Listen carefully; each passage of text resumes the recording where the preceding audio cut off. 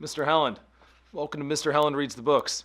I was just reading my copy of The River Wye by David James Duncan. Great book. Oh, one of my favorites. Go to it all the time, reread it. Good stuff. I'm gonna go put this back on the shelf, grab my copy of To Kill a Mockingbird. We're gonna read chapter 9 today. Why don't you grab yours?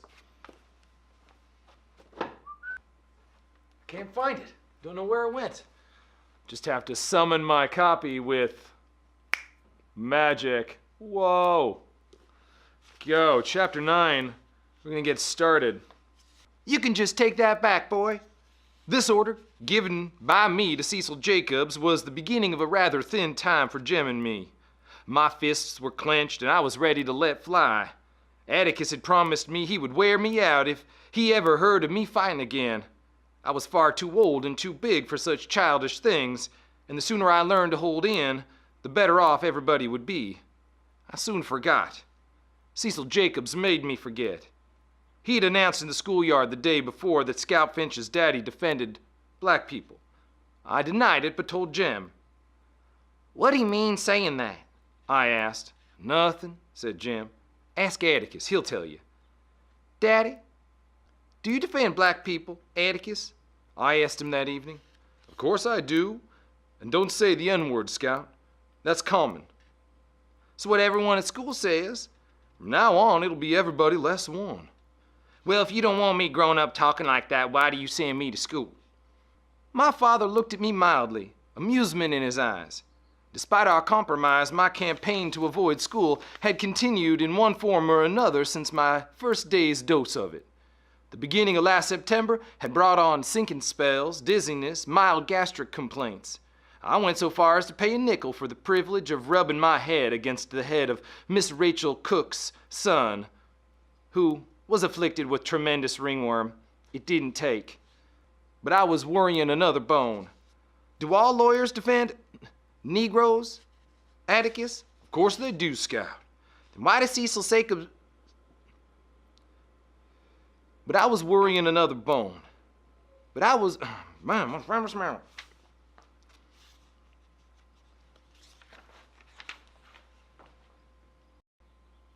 "You can just take that back, boy." This order, given by me to Cecil Jacobs, was the beginning of a rather thin time for Jem and me. My fists were clenched, and I was ready to let fly. Atticus had promised me he would wear me out if he ever heard of me fighting anymore. I was far too old and too big for such childish things. And the sooner I learned to hold it in, the better off everybody would be.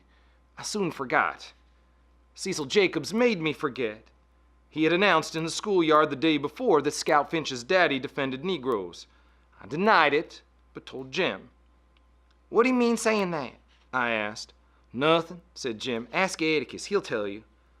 "Do you defend Negroes, Atticus?" I asked him that evening. "Of course I do, and don't say the N-word, Scout. That's common." "So what everyone at school says." "Well, from now on, it'll be everybody less one." "Well, if you don't want me growing up talking like that, why do you send me to school?" My father looked at me mildly, amusement in his eyes. And despite our compromise, my campaign to avoid school had continued in one form or another since my first day's dose of it. The beginning of last September had brought on sinking spells, dizziness, mild gastric complaints.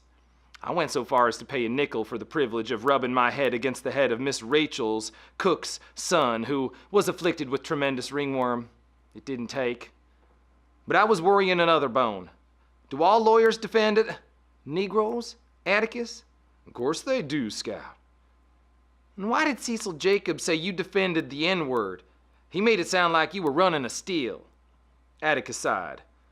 "I'm simply defending a Negro. His name is Tom Robinson. He lives up in that little settlement beyond the town dump. He's a member of Calpurnia's church, and Cal knows his family well. She says they're clean living folk. Scout, you aren't old enough to understand some things yet, but there's been some high talk around town to the effect that I shouldn't do much about defending this man. It's a peculiar case. It won't come to trial until summer session. John Taylor was kind enough to give us a postponement." "If you shouldn't be defending him, then why are you doing it?" "Well, for a number of reasons," said Atticus. "The main one is, if I didn't, I couldn't hold my head up in town. I couldn't represent this county in the legislature. I couldn't even tell you or Jem not to do something again.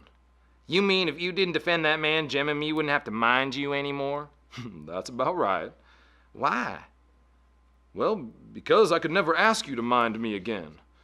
Scout, simply by the nature of the work, every lawyer gets at least one case in his lifetime that affects him personally. This one's mine, I guess. You might hear some ugly talk about it at school. But do one thing for me, if you will. Just hold your head high and keep those fists down. No matter what anybody says to you, don't let them get your goat.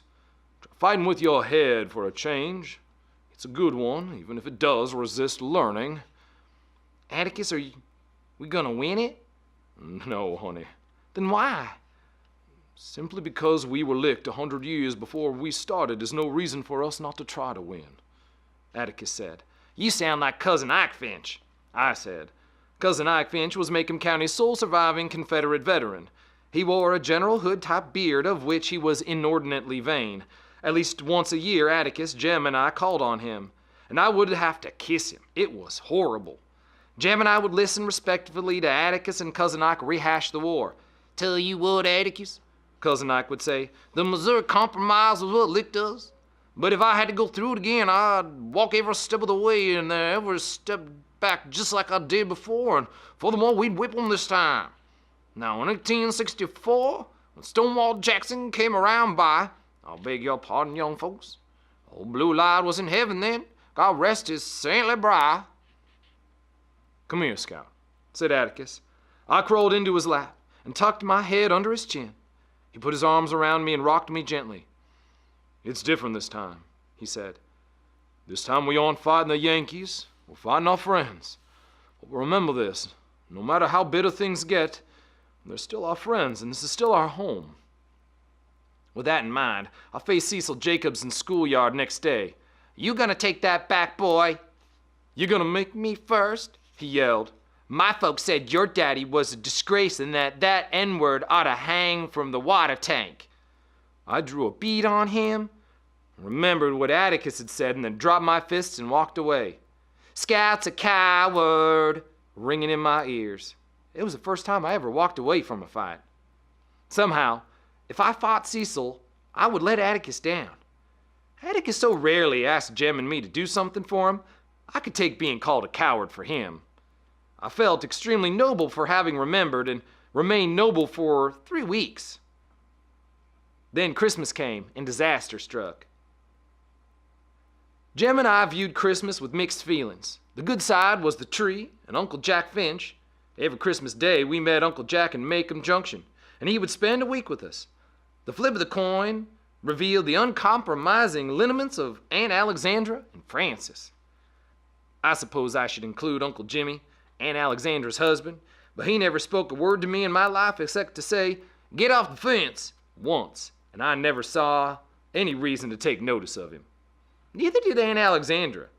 Long ago, in a burst of friendliness, Auntie and Uncle Jimmy produced a son named Henry, who left home as soon as was humanly possible, married and produced Frances. Henry and his wife deposited Frances at his grandparents' every Christmas, then pursued their own pleasures. No amount of sighing would induce Atticus to let us spend Christmas Day at home. We went to Finch's Landing every Christmas in my memory. The fact that Auntie was a good cook was some compensation for being forced to spend a religious holiday with Francis Hancock. He was a year older than I, and I avoided him on principle. He enjoyed everything I disapproved of and disliked my ingenious diversions. Aunt Alexandra was Atticus's sister, but when Jem told me about changelings and siblings, I decided that she had been swapped at birth, and that my grandparents had perhaps received a Crawford instead of a Finch. Had I ever harbored the mystical notions about mountains that so seemed to obsess lawyers and judges, Aunt Alexandra would have been analogous to Mount Everest. Throughout my life, she was cold and there. When Uncle Jack jumped down from the train Christmas Eve day, we had to wait for the porter to hand him 2 long packages. Jem and I always thought it funny when Uncle Jack pecked Atticus on the cheek. They were the only 2 men we ever saw kiss each other. Uncle Jack shook hands with Jem and swung me high, but not high enough. Uncle Jack was a head shorter than Atticus, the baby of the family. He was younger than Aunt Alexandra. He and Auntie looked alike, But Uncle Jack made better use of his face. We were never wary of his sharp nose and chin. He was one of the few men of science who never terrified me, probably because he never behaved like a doctor. Whenever he performed a minor service for Jem and me, as removing a splinter from a foot, he would tell us exactly what he was going to do, give us an estimation of how much it would hurt, and explain the use of the tongs he employed. One Christmas, I lurked in the corners nursing a twisted splinter in my foot, permitting no one to come near me. And when Uncle Jack caught me, he kept me laughing about a preacher who hated going to church so much that every day he stood at his gate in his dressing gown, smoking a hookah, delivering 5-minute sermons to any passers-by who desired spiritual comfort. I interrupted to make Uncle Jack let me know when he would pull it out. But he held up the bloody splinter and a pair of tweezers and said he yanked it while I was laughing, and that was what was known as relativity. "What's in those packages?" I asked him, pointing to the long, thin parcels the porter had given him. "None of your business," he said. Jim said, "How's Rose Almer?" Rose Almer was Jack's cat.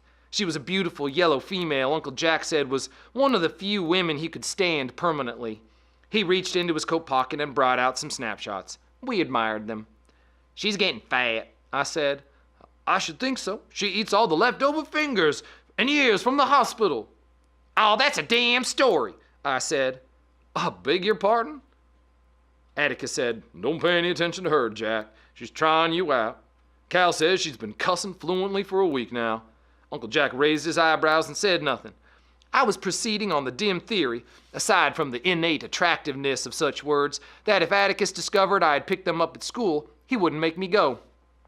But at supper that evening, when I asked him to pass the damn ham, please, Uncle Jack pointed at me. "See me afterwards, young lady," he said. When supper was over, Uncle Jack went to the living room and sat down. He slapped his thighs for me to come sit on his lap. I liked to smell him. He was like a bottle of alcohol and something pleasantly sweet. He pushed back my bangs and looked at me. "You're more like Atticus than your mother," he said. "You're also growing out of your pants a little bit." "I reckon they fit all right." "You like words like damn and hell now, don't you?" I said I reckon so. "Well, I don't," said Uncle Jack. "Not unless there's extreme provocation connected with them. I'll be here a week and I don't want to hear words like that out of you. Scout, you'll get in trouble if you go around saying things like that. You want to grow up and be a lady, don't you?" I said, "Not particularly." "Of course you do. Now, let's get to that tree." We decorated the tree until bedtime, and that night I dreamed of 2 long packages for Jem and me. Next morning, Jem and I dived for them. They were from Atticus, who had written Uncle Jack to get them for us. They were what we asked for. "Don't point them in the house," said Atticus when Jem aimed at a picture on the wall. "You'll have to teach them how to shoot," said Uncle Jack. "Whoa, that's your job," said Atticus. "I merely bowed to the inevitable."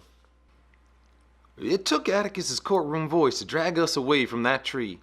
He declined to let us take our rifles to the landing. I had already begun to think of shooting Francis, and said if we made one false move, he'd take them away from us for good. Finch's Landing consisted of 360 steps down a high bluff and ending in the jetty. Farther downstream, beyond the bluff, were traces of an old cotton landing where Finch Negroes loaded bales and produce, unloaded blocks of ice, flour and sugar, farm equipment, and feminine apparel. A 2-rut road ran from the riverside and vanished among the dark trees. At the end of the road was a 2-storied white house with porches circling in it upstairs and downstairs. In his old age, ancestor Simon Finch had built it to please his nagging wife.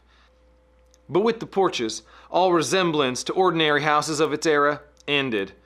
The internal arrangements of the Finch house were indicative of Simon's guilelessness and the absolute trust with which he regarded his offspring.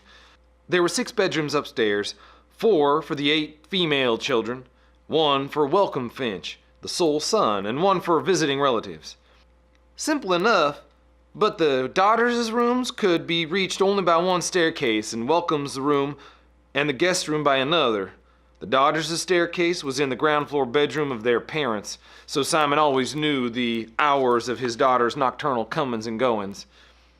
There was a kitchen, separate from the rest of the house, tacked into it by a wooden catwalk.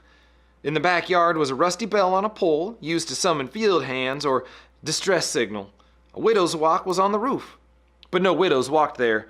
From it, Simon oversaw his overseer, watched the river boats, and gazed into the lives of surrounding landholders.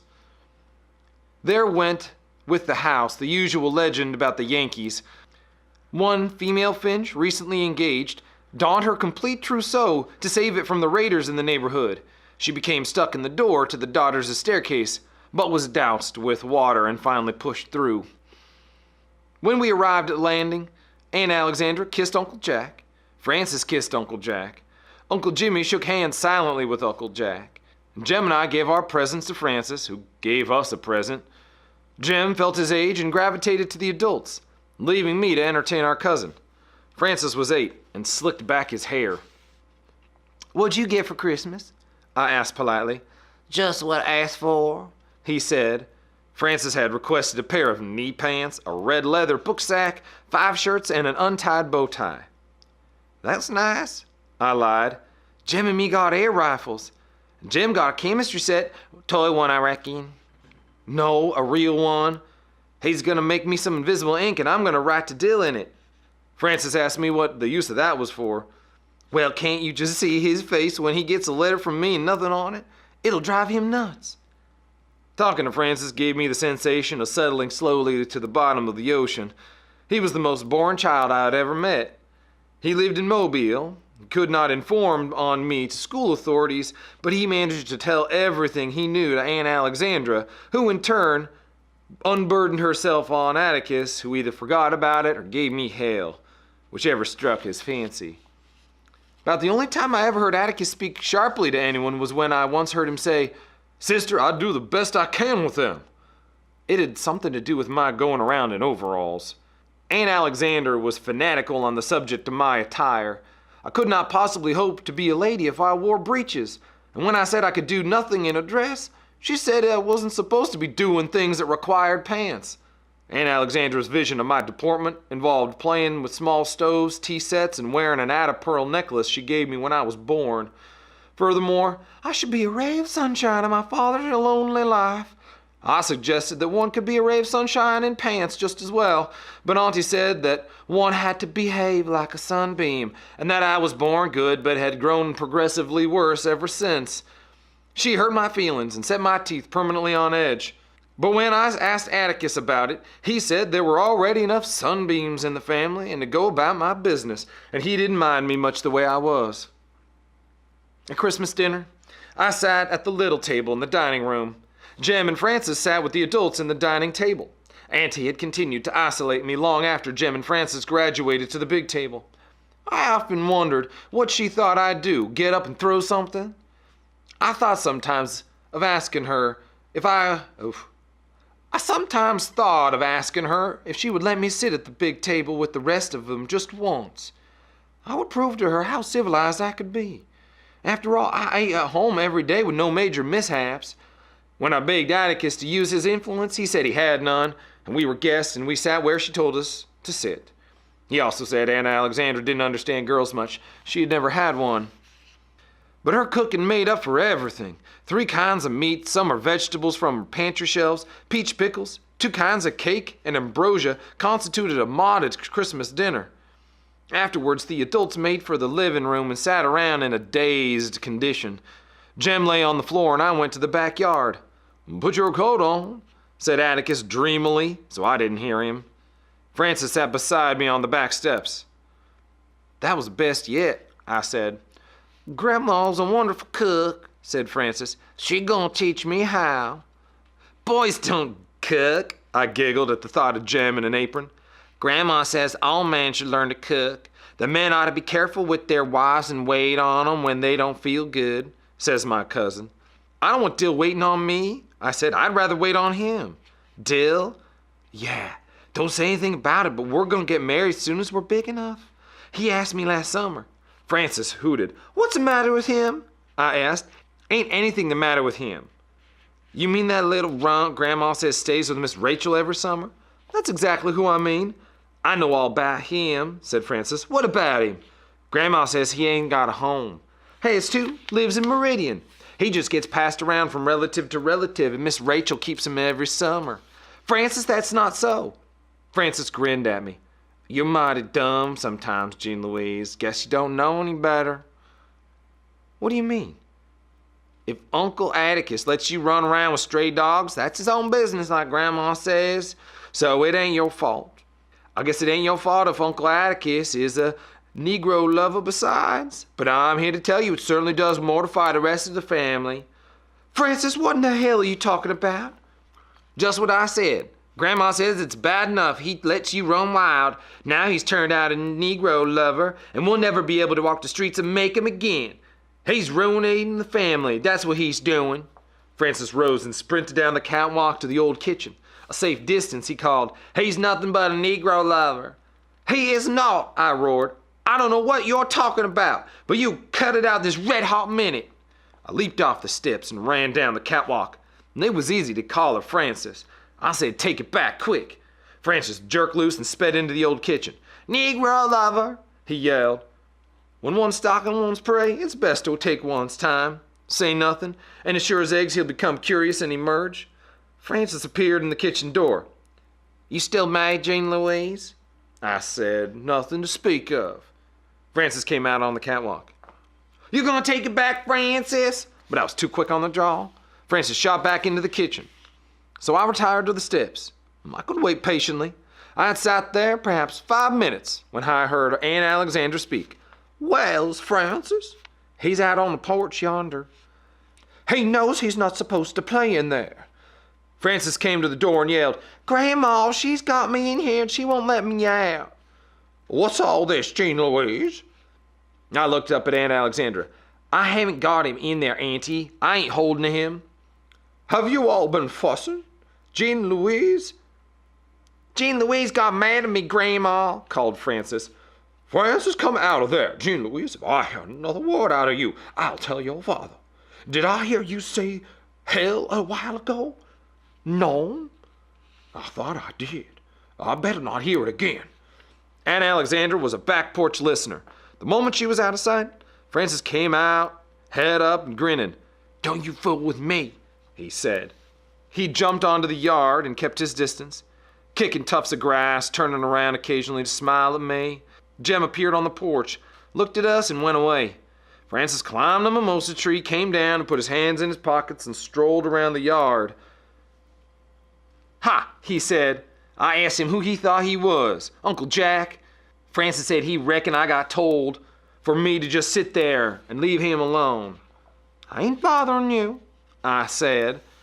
Francis looked at me carefully, concluded that I had been sufficiently subdued, and crooned softly, "Negro lover." This time I split my knuckle to the bone on his front teeth. My left impaired, I sailed at him with my right. But not for long. Uncle Jack pinned my arms to my side and said, "Stand still." Aunt Alexandra ministered to Francis, wiping his tears away with her handkerchief, rubbing his hair, patting his cheek. Atticus, Jim, and Uncle Jimmy had come to the back porch when Francis started yelling. "Who started this?" said Uncle Jack. Francis and I pointed at each other. "Grandma," he bawled. "She called me a whore lady and jumped on me." "Is that true, Scout?" "I reckon so." When Uncle Jack looked down at me, his features were like Aunt Alexandra's. "You know I told you to get in trouble if you used words like that." "I told you, didn't I?" "Yes, sir, but—" "Well, you're in trouble now. Stay here." I was debating whether to stand there or run and tarried in indecision a moment too long. I turned to flee, but Uncle Jack was quicker. And I found myself suddenly looking at a tiny ant struggling with a breadcrumb in the grass. "I'll never speak to you again as long as I live. I hate you and despise you and hope you die tomorrow." A statement that seemed to encourage Uncle Jack more than anything. I ran to Atticus for comfort, but he said I had it coming, and it was high time we went home. I climbed into the back seat of the car without saying goodbye to anyone, and at home, I ran to my room and slammed my door. Jim tried to say something nice, but I wouldn't let him. When I surveyed the damage, there were only 7 or 8 red marks, and I was reflecting upon relativity when someone knocked on the door. I asked who it was. Uncle Jack answered. "Go away." Uncle Jack said if I talked like that, he'd lick me again, so I was quiet. When he entered the room, I retreated to a corner and turned my back on him. "Scout," he said, "you still hate me?" "Go on, please, sir."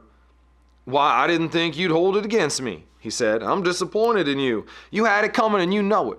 Didn't either. Honey, you can't go around calling people, "You ain't fair," I said. "You ain't fair." Uncle Jack's eyebrows went up. "Not fair? How not?" "You're real nice, Uncle Jack, and I reckon I love you even after what you did, but you don't understand children much." Uncle Jack put his hands on his hips and looked down at me.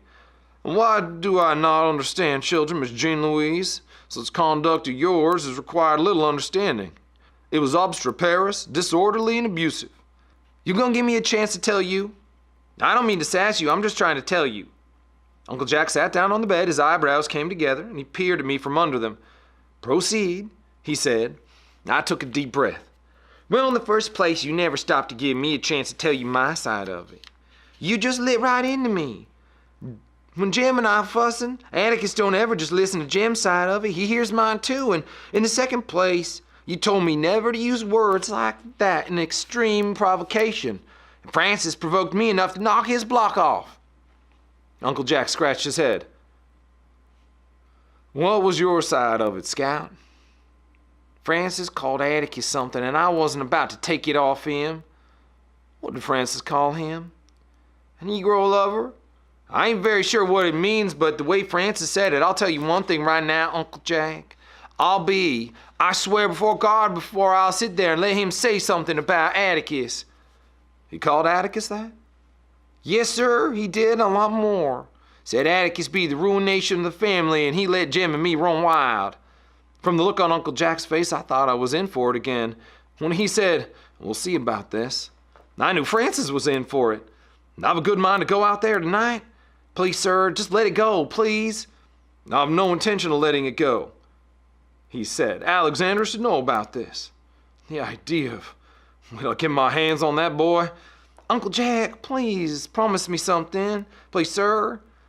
Promise me you won't tell Atticus about this. He asked me one time not to let anything I heard about him make me mad, so I'd rather him think we were fighting about something else instead. Please promise." "But I don't like Francis getting away with something like that." "He didn't. Reckon you could tie my hand? It's still bleeding some." "Ah, of course I will, baby. I know of no hand I would be more delighted to tie up. Will you come this way?" Uncle Jack gallantly bowed me to the bathroom. While he cleaned and bandaged my knuckles, he entertained me with a tale about a funny, nearsighted old gentleman who had a cat named Hodge, and who counted all the cracks on the sidewalk when he went to town. "There now," he said, "you'll have a very unladylike scar on your wedding ring finger." "Thank you, sir." "Uncle Jack." "Ma'am." "What's a horror, lady?" Uncle Jack plunged into another long tale about an old prime minister who sat in the House of Commons with blue feathers in the air and tried to keep them there when all about him men were losing their heads. I guess he was trying to answer my question, but he made no sense whatsoever. Later, when I was supposed to be in bed, and I went down the hall for a drink of water and heard Atticus and Uncle Jack in the living room. "I shall never marry Atticus." "Why?" "I might have children." Atticus said, "You've a lot to learn, Jack." "I know. Your daughter gave me my first lesson this afternoon. She said I didn't understand children much and told me why. She was quite right, Atticus. She told me how I should have treated her. Oh, dear. I'm so sorry I romped on her." Atticus chuckled. She earned it. So don't feel too remorseful." I waited on tenterhooks for Uncle Jack to tell Atticus my side of it, but he didn't. He simply murmured, "Her use of bathroom invectives leaves nothing to the imagination. But she doesn't know the meaning of half of what she says. She asked me what a whore lady was." "Did you tell her?" "No, I told her about Lord Melbourne." "Jack, when a child asks you something, answer him for goodness sake. But don't make a production of it. Children are children, but they can spot an evasion quicker than adults. An evasion simply muddles them." "No," my father mused. "You had the right answer this afternoon, but the wrong reasons. Bad language is a stage all children go through, and it dies with time when they learn they're not getting the attention they want. Hard-headedness isn't. Scout's got to learn to keep her head and learn soon. With what's in store for her these next few months, she's coming along, though. Jem's getting older, and she follows his example a good bit now. All she needs is some assistance sometimes." "Atticus, you never laid a hand on her." "I admit that. So far, I've been able to get by with threats.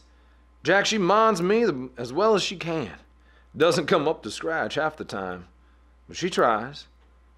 That's not the answer, said Uncle Jack. No, the answer is she knows I know she tries. And that's what makes a difference. What bothers me is when she and Jem will have to absorb some ugly things pretty soon. And I'm not worried about Jem keeping his head, but Scout as soon as jump on someone is looking at him if her pride's at stake. I waited for Uncle Jack to break his promise. He still didn't. Atticus, how bad's it gonna be? You haven't had too much of a chance to discuss it. It couldn't be worse, Jack. The only thing we've got is a black man's word against the Yules. The evidence boils down to you did, I didn't. The jury couldn't possibly be expected to take Tom Robinson's word against the Yuleses. Are you acquainted with the Yules? Uncle Jack said yes. He remembered them. He described them to Atticus. But Atticus said, well, you're a generation off. The present ones are the same, though. What are you going to do then?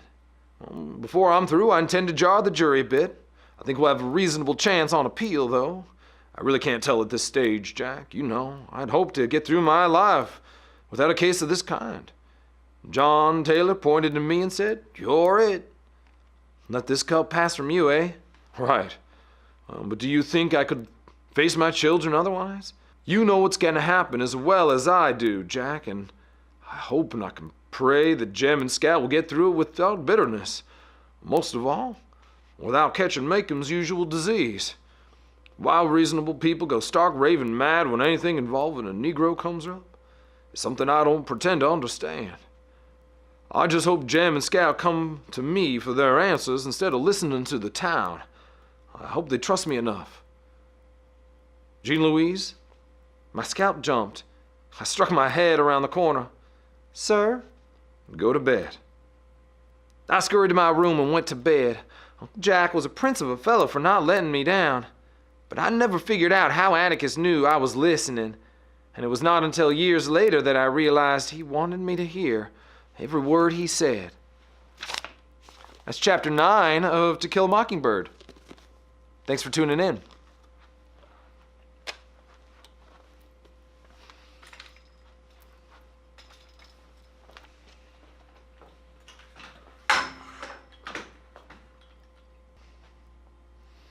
Hello, humans. It's Mr. Helland Reads the Books. Thanks for watching another episode. That was Chapter 8 of To Kill a Mockingbird. Don't forget to subscribe below. Although at this point, we're at 100 subscribers, so I'm going to do what I promised and do some sort of giveaway thing.